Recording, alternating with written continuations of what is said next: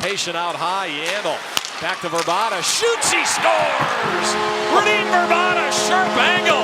What a beauty, it's 1-0 on the power play. What a beauty is right. Little give and go between Verbata and Keith Yandel. Keith Yandel, this is a crispy shot pass. Right back down to Verbata. We'll take a look at it. Nice little stop up there by Verbata. Gets the defenseman down and out. Keith Yandel right back to Verbata.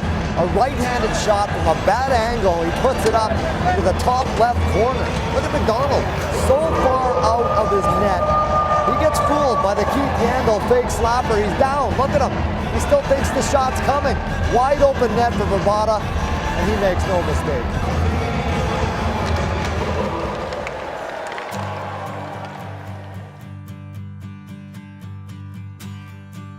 Yeah, I mean it's a tough thing, I think, but every parent goes through it. You know, when you come home from work or you go to work, you got to turn the switch on and be ready. It was like that when I was a player. You know, you're a dad and you're holding a baby, and then all of a sudden you go to the rink and you got to be this maniac out there and then, you know, trying to take people's heads off. It's no different now. It's just this part of the job now with broadcasting. It's more of a mental challenge, I think, than anything.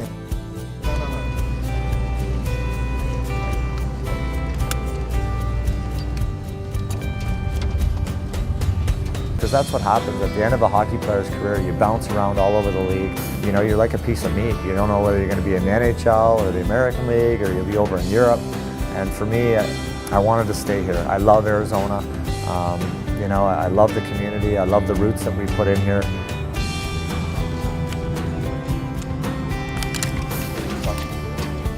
See you, bud. It's the next best thing to playing. It really is. I don't get beat up anymore. You know, and I still get to live the life, so who could complain?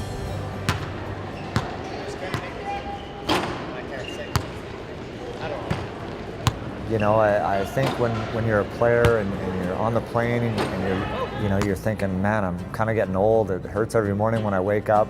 You know, what am I going to do afterwards? And I think everyone always thinks as a player that you're going to have some big job, some big title, you'll be making a boatload of money in the game, and that's not the reality. It really isn't. Did you watch the game last night? Yeah. Good game, right? Yeah, they just work, man. They play hard. You know, I always had the gift of the gab for the most part. I never shied away from the camera, obviously. Yeah. No, we'll do your thing. You want to do our thing? Sure. You know, every year that I do it, it gets a little bit easier. It's all about repetition.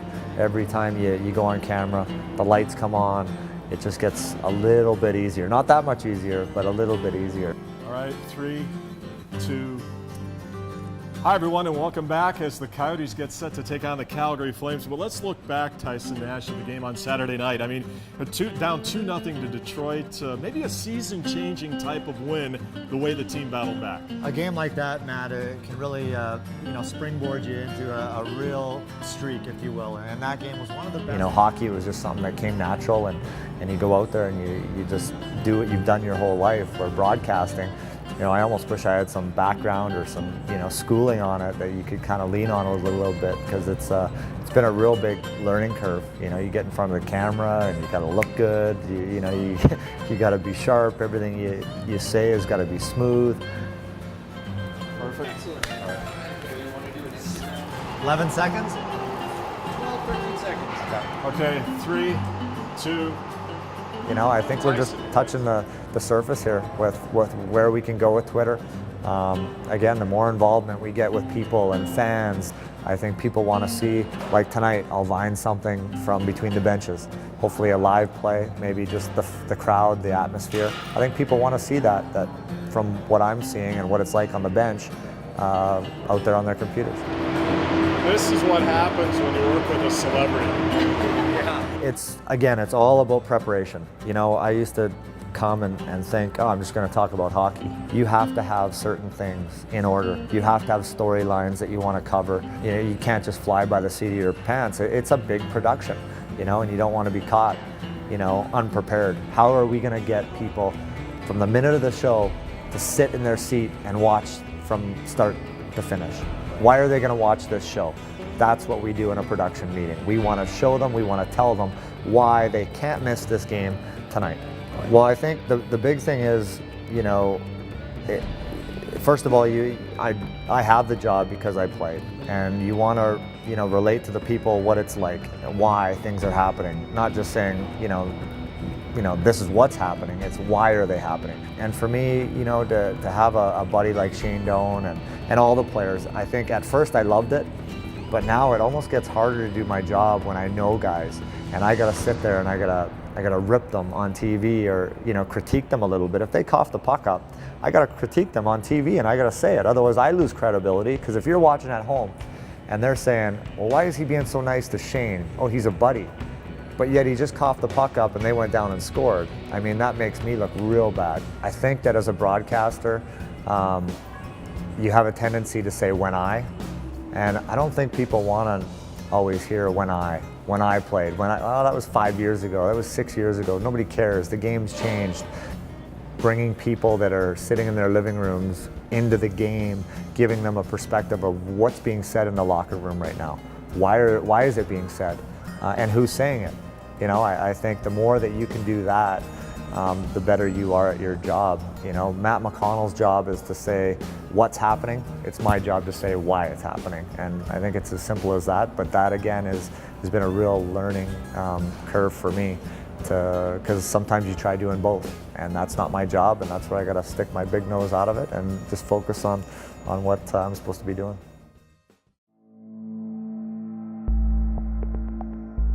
Yeah, I'm a hockey fan. You know, at the end of the day, I'm a huge hockey fan, and whether I was still working or doing this job or not, I'd still be watching games. It's in my blood. It's what I grew up with. It's my passion. But I also watch a lot of guys that do what I do. I don't necessarily always watch the game. Yes, I watch the game, but I more sit there with a notepad and kind of critique guys and be like, oh, that was a good thing. I love what they did there. I love what he said there in that situation, because, like, you know, hey, I'm not where I want to be, not even close to where I want to be. I want to be good. I want to be good at this.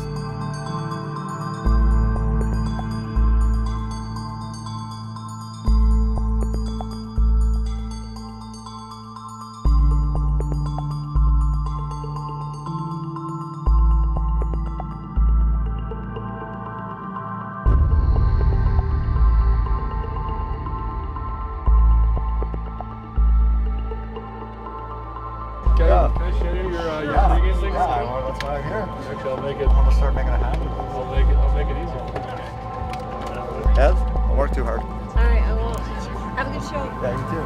I'll tell you what. Now, when I go out into the arena, how much more I get noticed. You know, way more than when I was a player. I mean, you got a helmet on and people can't see you. All they see is my nose. But now it's like they see the complete package. I'm on TV. So it's crazy, like how much like hockey is growing here, and you can see it firsthand from when I walked around 2 years ago, you know, to when I walk around now. It's hard to go anywhere in that building without, you know, signing autographs or taking pictures, which is how it should be. I think it's real neat for the fans to see me down there. I think it gives me some credibility. To know that I played and now I'm between the benches, and I think it makes a bigger show. I think you got Todd Walsh over here, you got Matt McConnell in the booth, and you got me down below, and you got Jody Jackson in the locker room. Down 2-0. Down 2-0 in a back-to-back situation. Walsh and Matt, this is how they did it. For me, when I'm down there, you see, that's where I played. You know, that's where I watched every game. Most times you're down there on the bench, you're seeing plays develop, and that's when it's easiest for me. The energy that you feel from a game. You're like, oh my goodness, these guys are huge, they're big, they're fast. Like, there's no time out here. I can't believe, often when I go down there, I'm like, I can't believe I played this game. Like, with these guys at this pace. Double gel shell. Curl in front, a shot, it goes in. 2-0. The Coyotes get a bounce. I'm not sure who gets this goal. Look at the tip, the redirect.